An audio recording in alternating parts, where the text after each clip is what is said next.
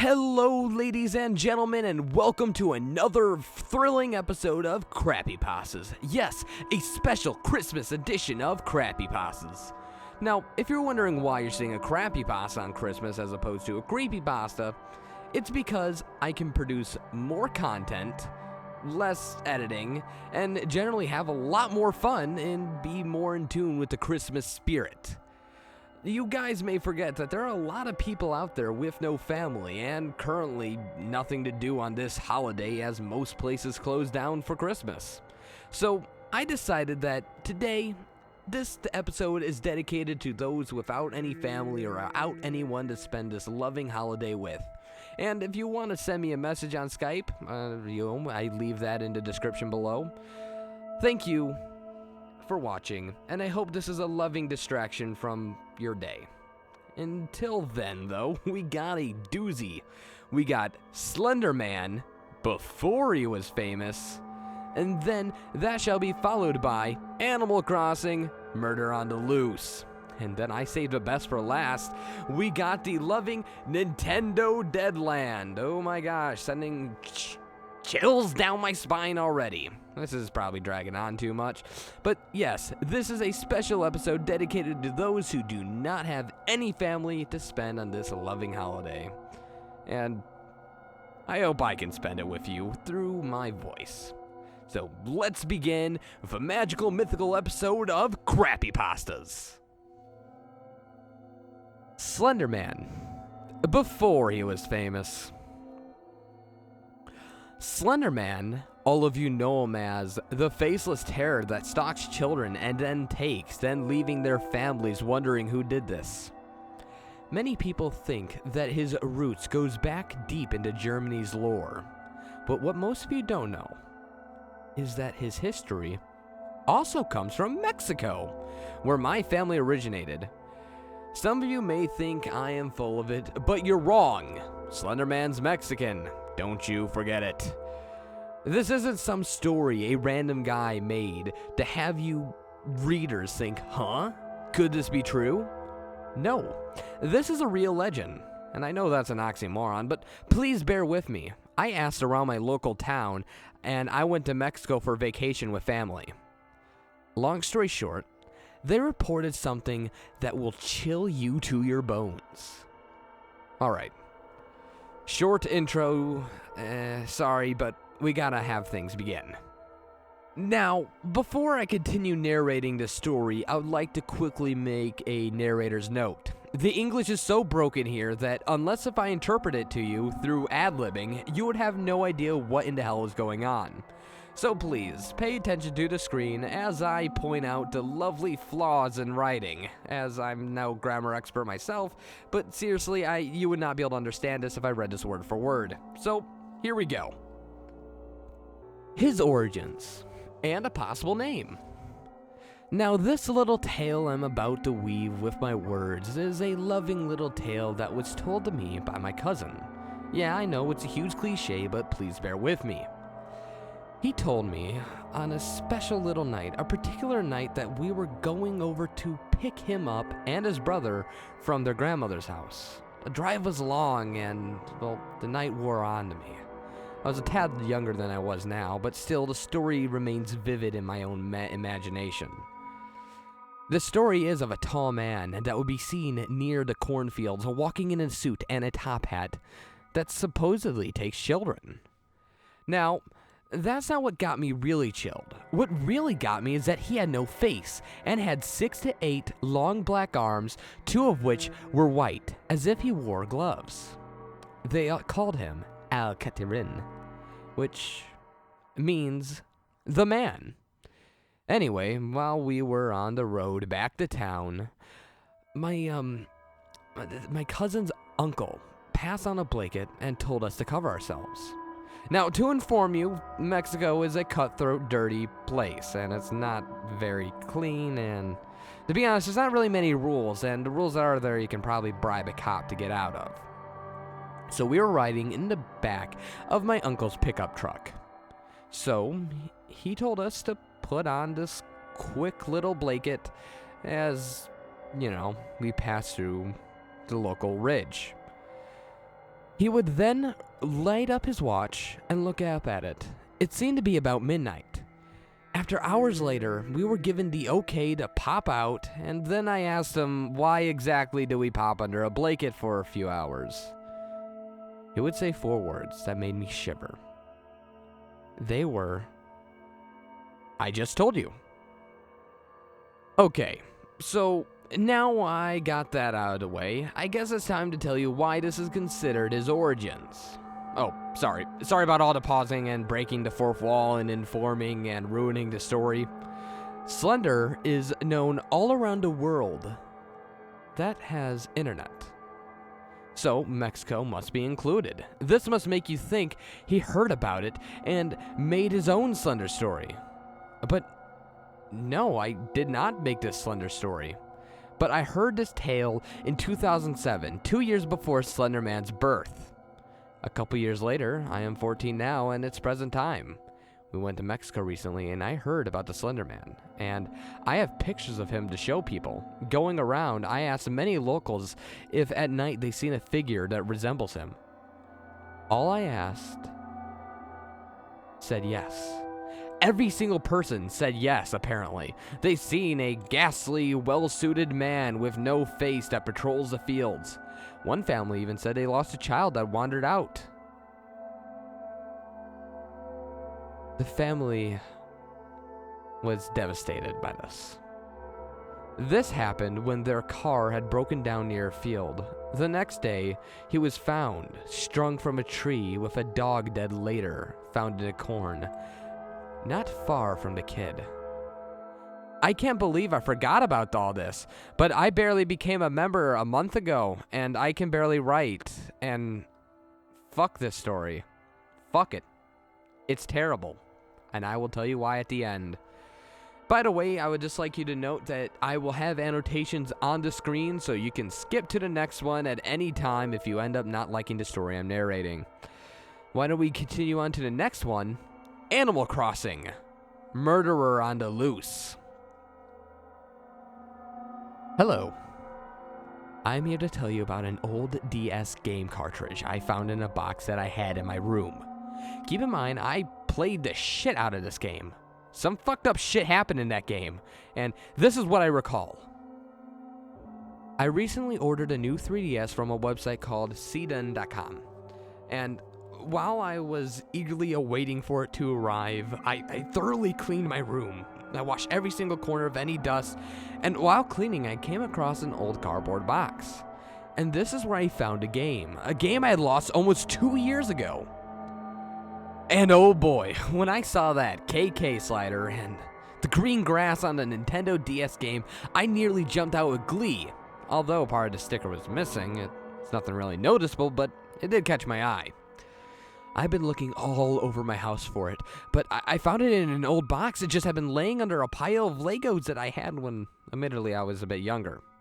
The game I had found was titled Animal Crossing Wild World. I know this sounds really, really stupid, but I looked up gameplay. I know gameplay of an Animal Crossing game, for God's sakes.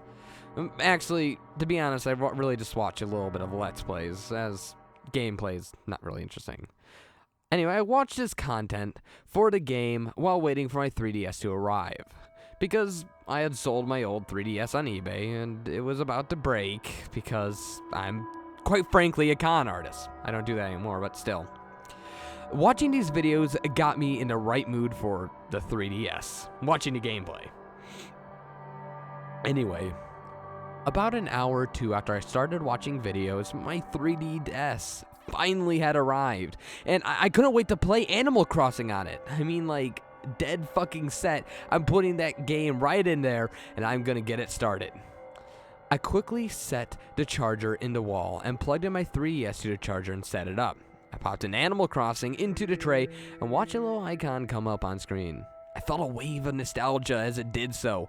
I clicked the leaf icon on the bottom of the screen, and it booted up that game right so. As I booted up the game, I noticed an old save file. The town was called Neither. I just bought Minecraft at the time of starting a new save file, so I would only assume. Anyways, I clicked the old character called Steve, and I watched him get out of bed, while the little thing started circling around. While it was spinning around, I thought to myself, what if some cliche shit happens and the game is overrun by demons? The loading was over, and I was sent into the overworld, although nothing seemed to be out of place. My character had brown hair and a light blue t-shirt, and a pair of black pants. Again, Minecraft. The only thing that I noticed that was a bit out of place was that my character didn't have messed up hair.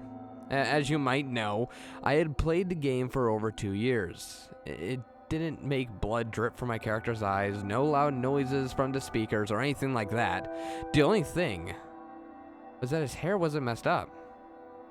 This didn't make me cry for hours on end either.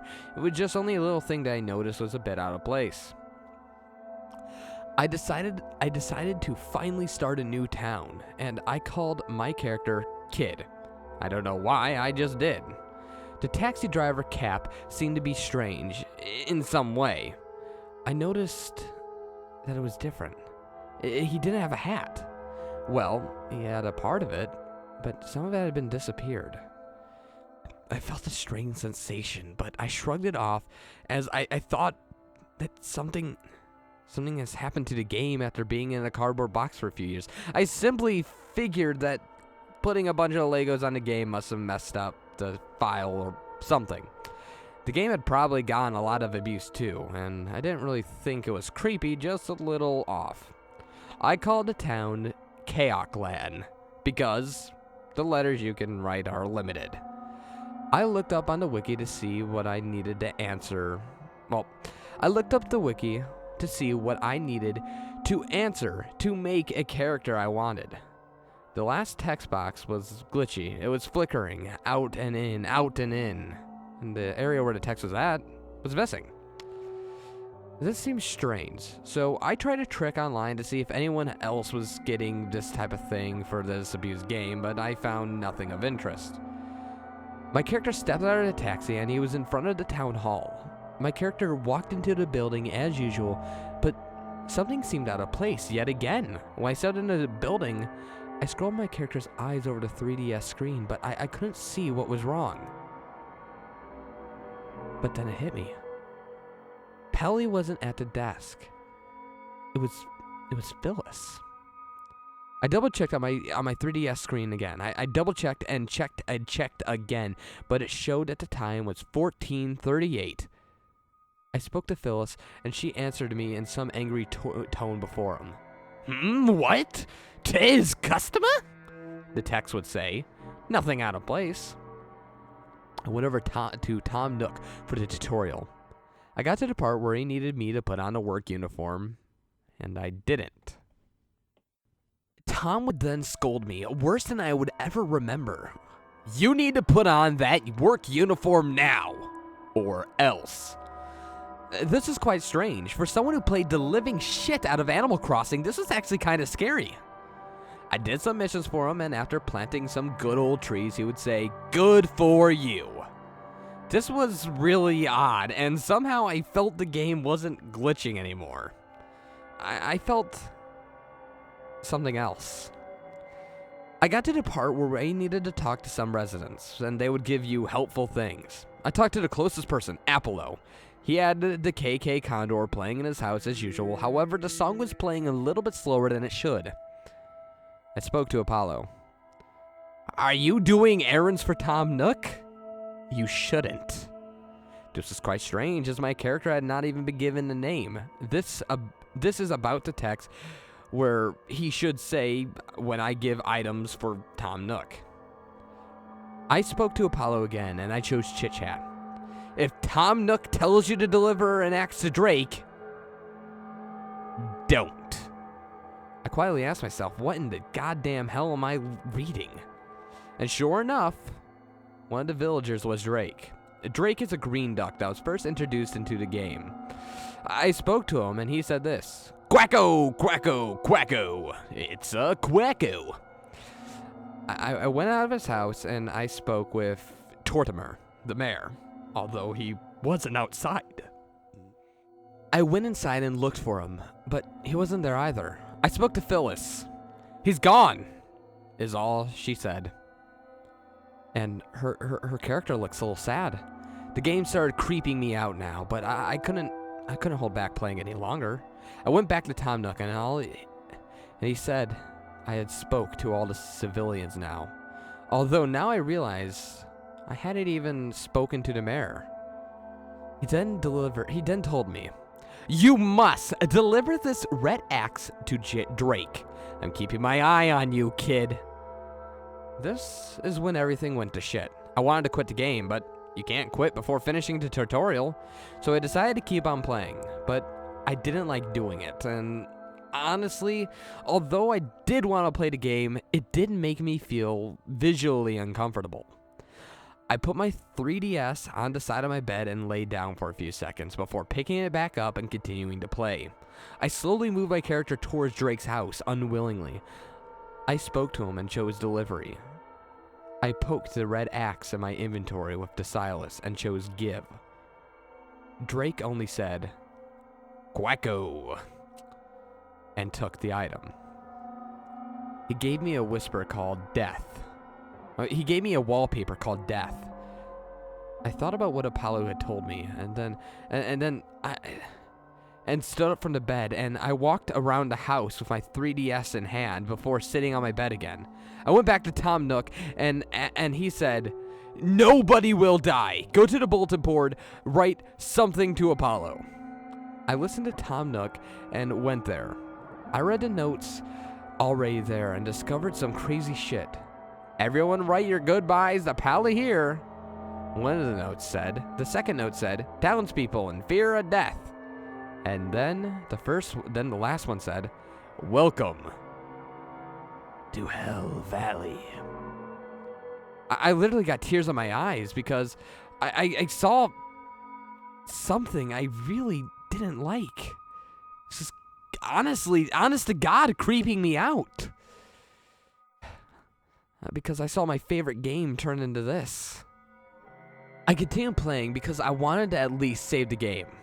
I pressed B about 10 times to quit, and I remembered why I'd come to the bulletin board.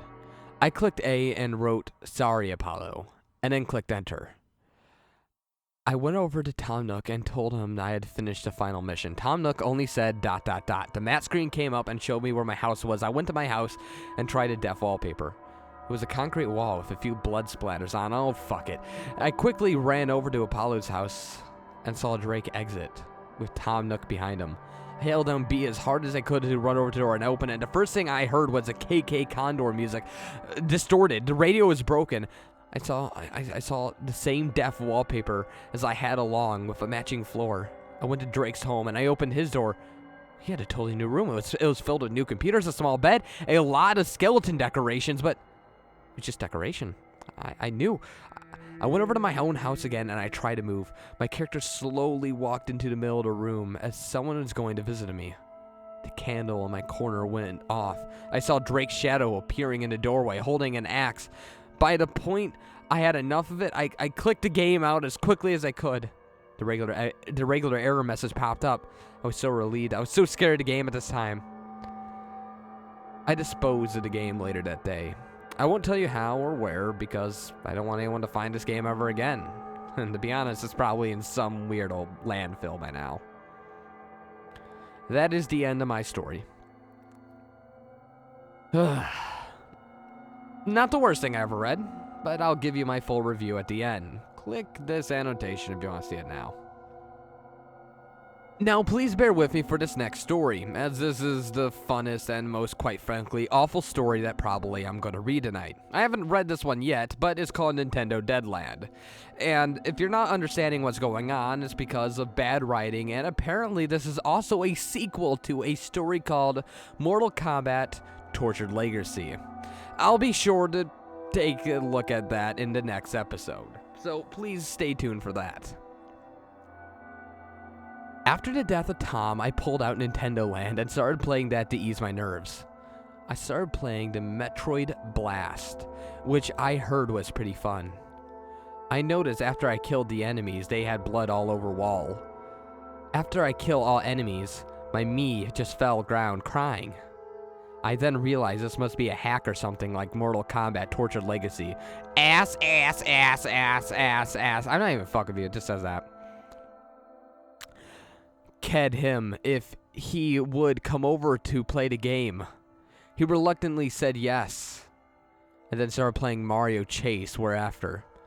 Bo as Toad caught me as Mario. The Toad pulled out a knife out of his pocket and started stabbing my me in the back, instead of just immediately ending the minigame. I then felt a sharp pain in my back, as the game can affect me in real life apparently. I then collapsed onto the floor. Bo got me up, and he immediately left.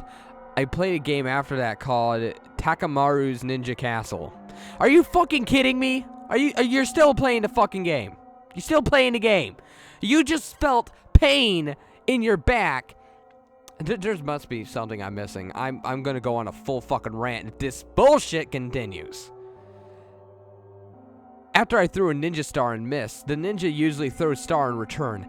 They didn't, and then I felt sharp pain in my chest and called for an ambulance. You fucking played the game!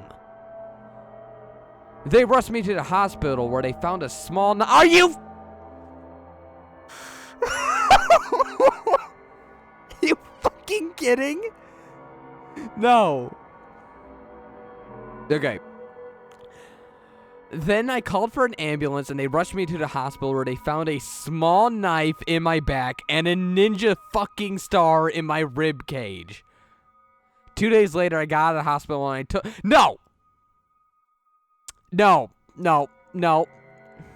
2 weeks later, I got out of the hospital and I took my Nintendo Land out of the Wii U and it read Nintendo Deadland. I then burned up the game. What? No. Jesus fucking Christ. Oh my God. That was 2 seconds and oh. Alright, oh no, oh my God, there's more. Oh my fucking God, there is more. Conclusion. I told my mom to play it when she played it. Half an hour of a game ended, and then she went to the me maker, and there my me was dead lying on the floor. Actually, it was all my me's. I'm not even fucking making this up. I don't even know how high you were this high to write this story. There was this much drugs. You see the fucking text. I'm not lying. I would like to believe that I'm a sane, reasonable man. Jesus fucking Christ. All right, on to the review. All right. Well, we gotta go into the first story. Slender Man, before he was fucking famous. Apparently, Slender Man was a Mexican. Yes, I am not kidding. Apparently, Slender Man is the most magical, mythical Mexican creature ever. You know, because, he was called the Man, so to speak, in Mexico, El Catrin. And that's about it. This kid keeps on going on saying, but it's true, Slender Man fucking was Mexican and you fucking knew it. You know, this kid believes that Slender Man came from Mexico, and we're like, yo, we'll believe you, just give us something. Give us some evidence that this is true. Give me something that isn't full of syphilis and gives me AIDS when I think about it. And then the kid's like, well, my cousin told me. No, fuck that. God damn. Kidding? So essentially the best evidence this kid has is, his cousin told him about a story while he was in the back of a van. And while in the back of this van, he, told a story, and then his friend's dad told him to put a blanket over his head. And then when he asked his dad why, he just said, because I said so. Wow, so creepy. So then he goes to Mexico. Sorry, I got a cold. It's like 6 a.m. here. I'm trying to get the story out by today, this video. But after this, the kid fucking goes to Mexico a year later, and apparently every Mexican person in the world has seen the Slender Mans. before the real Slender Mans. I'm sorry, I'm gonna have to call bullshit on everything. Now, this isn't quite as bad as the last story I read, but it is pretty fucking bad. Alright, it takes a character we all know, we've all researched, and basically says, fuck you, he's Mexican. You know what? The thumbnail in this video is going to have a Mexican Slender Man doing magical mythical push-ups. Alright, fuck this. Alright, moving on to the next one. The next one. It wasn't half bad. I'm debating on cutting that out and turning it into its own story. The Animal Crossing one was actually pretty fun to narrate. There is some great build-up and not that much cliches. Now, the build-up is nice, and I do enjoy the format. However, what really kills it is the name. Yes, it's so... The name itself is cliche. That's why I picked it. Alright, I typically don't read these stories before I do it. I kind of skim names and then skim the story a bit to see if it would fit along with my interest. And Animal Crossing, Murder on the Loose seemed like a very cliched story, but it wasn't. It was actually really well done. I was pleasantly surprised, and the build-up is nice. I actually got to know the character. There were times in the story where he's just walking around in his room like, what the fuck's going on? And you could understand why he was playing, unlike that other fucking story I'm about to get to. Yeah, he explains how he tried to quit, but he, could not really. And he did get a jump scare at the little bit of the end, and that's about it. There was no real gore or blood as I thought there was gonna be. I was reading the story and going like, okay, the ending must fail because, I mean, like, murder on the loose, right? Blood, gore, We're gonna get, one of those bad games like Missing No in 6 Gens. But no, this is actually a pretty well done story. The ending was uneventful, and to be honest, it was a little cliched. It's kind of the cliche ending of the non-cliche stories. So for this, I would like to give it better than Angry Sylvester. It is better than Angry Sylvester, I'll give it that. And I'll probably give it its own segment once I edit the actual narration out and do a proper review as a creepypasta. Please check this one out if you're interested. However, then we got to the fucking abomination known as Nintendo Deadland. Nintendo Deadland, where stoners like to go to make sense. I don't even know what the hell this is. Okay, so apparently there's a guy who there's some guy called Tom. I know I'm missing a lot because the author says that there's another story called Mortal Kombat Tortured Legacy, and trust me, that is on my list right fucking there. Top of it, it says, it says brush teeth, take a sleep, have Christmas, kick a puppy, be creepy, and then have Cheerios, then Mortal Kombat Torture Legacy. Okay, not at the top of my list, but still, you get the idea. I don't quite understand why the story exists. It's as short as I told you, and I'm reading it, and even as a single story, even if it was a continuation off of another one, this thing doesn't look like it makes sense. This guy quite literally wrote the word ass 1, 2, 3, 4, 5, 6, 7, 8, 9 fucking times in a row.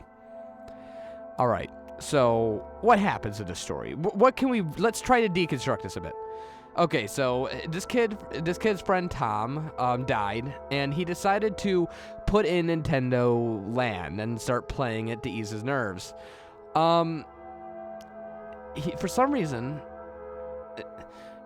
there are bloodier walls now, and I mean, like, I'm assuming he went through some weird ordeal where his friend died and knew about, some fucked up shit. So if I see blood in my game, that's like my thing to say, yo, I don't want to play anymore. And then we get the funniest line ever. Ked him if he would like to come over, play game. What the fuck does that even mean? Is that a sentence? Is that a sentence? No. It is someone who got his kneecaps broken and then died of syphilis. But yes, he ked him. Then it goes into complete stupidity. So apparently this person, Ked, he reluctantly said yes, and he started playing Mario. And he wanted to be, I don't know, something about Bo being Toad, and then caught me as Mario. Apparently, then Toad pulls out a knife out of his pocket and then starts stabbing me in the back, and he felt a sharp pain in his back. Like, a very sharp pain. To the point where he actually, this isn't like, ow, my back kind of hurts. It's he fucking collapses on the floor, and he's like, I wonder what the fuck that was. So, in the game, Bo helps him up, and he immediately leaves. And then even though he just collapsed on the floor of pain, he's like, I know what I want to do. I want to play more games. There's nothing holding him down. There's nothing that says he cannot turn off the game. But no, he fucking plays another game, and it turns out that he gets a fucking ninja star, and something stabbed into his back. Oh my god. I'm ranting. I realize that. I am ranting. I'm explaining the story as I'm ranting. I don't know if you guys enjoy this. You're gonna have to tell me if you like this. Like comment. Please tell me if you must be this high, you know, to read it. Am I missing something here? Is the other story good? I don't think the other story's good. I don't think there's... I'm gonna... Oh my god. Anyway, guys, I'm recording this at 5:47 on Christmas night. Well, Christmas Eve night, you know, Christmas morning. And on a more somber note, I would like to let you guys know that thank you for watching my channel. We've almost been doing this for a whole year, and I'm at 46,000 subscribers now. Thank all of you who subscribed, and thank all of you who helped me make content, you know, who donates on my Patreon, who helps me out through my financial difficulties, and who really gives me a reason to validate my existence. You know, I mean, like, before this, I didn't do really anything. I played video games, I watched My Little Pony, and I would research film theory and the art of critique and deconstruction. Which is why I like to implement that in my videos. And, you know, it's just been a whole year. It's been a roller coaster, you know, creating content and getting paid to do so. You know, I mean, like, I'm not making that much. I'm not making enough to live off of, you know. I mean, like, at most, I think my highest paycheck was $600, you know, for a month of, like, and that month I was working really hard, you know, 12 hours a week at my part-time job, and 36 hours a week on the actual narration. You know, dyslexia as well as this makes it pretty hard to narrate stories, so the reading process really takes a lot longer than most other narrators. And you know, I've had people try to attack me, you know, people who claim that I was botting my videos, people who just flat out, you know, didn't like me. I've had people who claimed I wasn't allowed to sell t-shirts in order to help raise money. My computer laptop was dying, and I wasn't going to be able to attend school anymore. But thanks to you guys, you actually helped me get a new computer. No, it's been a roller coaster, really, it has, and thanks to you guys, I'm sitting here doing something I love, and, you know, I wasn't even planning on making the speech. This is really 100% from the heart. Unscripted, too. I don't have a script. Is there a script here? I don't fucking think so. I really wish there was, because then I would sound like an idiot. But you guys really helped me out, and I'm sitting here. I got tears coming down my face, and it really means a lot. You know, I know I'm just some weird creepypasta channel, but it really means a lot to see the views go up, you know, and to see the comments come in, and I see people who say, oh, you can't read, and oh, you're a terrible narrator, and Creepypasta did this, and Mr. Creepypasta did that, and oh my god, everyone sucks. But then I see the nice comments, and there's so many of them. It gives me an ego boost. It makes me feel good. And before I started doing this, I was borderline suicidally depressed. You know, I had a shitty situation at home, and I had a shitty situation everywhere else, and to be honest, I was just depressed. You know, I had nothing that I really had any aspirations to be. I didn't have any aspirations in my life. But now I do. I know I want to continue acting, and you know, I'm going to start doing that by becoming a camera operator on a film set as soon as I am able to do that. And you know, I know I can't really do voice acting as I don't have really any vocal range, and it's kind of too late to really help improve that. But just in general, it's because of YouTube that I discovered that this is what I want to do. So cheers. Thanks for watching my content for a year. Thanks for watching my content on Christmas or even on another day. And thanks for listening to my ramblings, because it really means a lot. And for those of you who've been donating to me on Patreon and helping me out financially, support the show, and I really would like to express a special thank you, especially to my friend Rick Hoffman. I don't know what his real name is, but he's been donating $75 a month out of his own paycheck just to see me create content. And he's someone who really deserves it. You know, Larry Barker, who we had a misunderstanding because he kind of, you know, he commissioned me to read a story, and he kind of pulled out the thing last second, and I was a little cheesed off about that, but, you know, we talked a bit, and, you know, he helped me out a bit. There's been plenty of people who've donated, and I don't have my Patreon open right now to see that, but thank you everyone who's been just on my Patreon, you know, helping me out, because it means a lot. It really does. It makes a improvement on my quality of living, because, you know, I mean, like, there are nights where I don't eat, you know, and, you know, I freaking got some mental disorders, and it makes it hard to hold a job because I just can't respect authority very well. And being able to do YouTube and being able to make money just for doing what I do, very nice. It makes me feel like that I am not just some failure on the internet, and I'm not just some weird fat kid behind a computer screen watching ponies or whatever. So thank you. Thank you, all of you who've been watching my content, supporting me, whether it be through Patreon, through donations, you know, whether it's you, Raven the Poet, who fucking has been, you know, sending me monies whenever asked for, you know, whatever, you know, just sending me general nice support and love. You know, whether it's just general viewer or people who shown special interest in the show. Thank all of you, because you really helped me improve my life, and you really gave me direction. Cheers to another year of narration, creepypastas, crappypastas, and everyone loves rants with fitting music. This has been your host, That Creepy Reading, and today I'm finally signing out. And have a good one.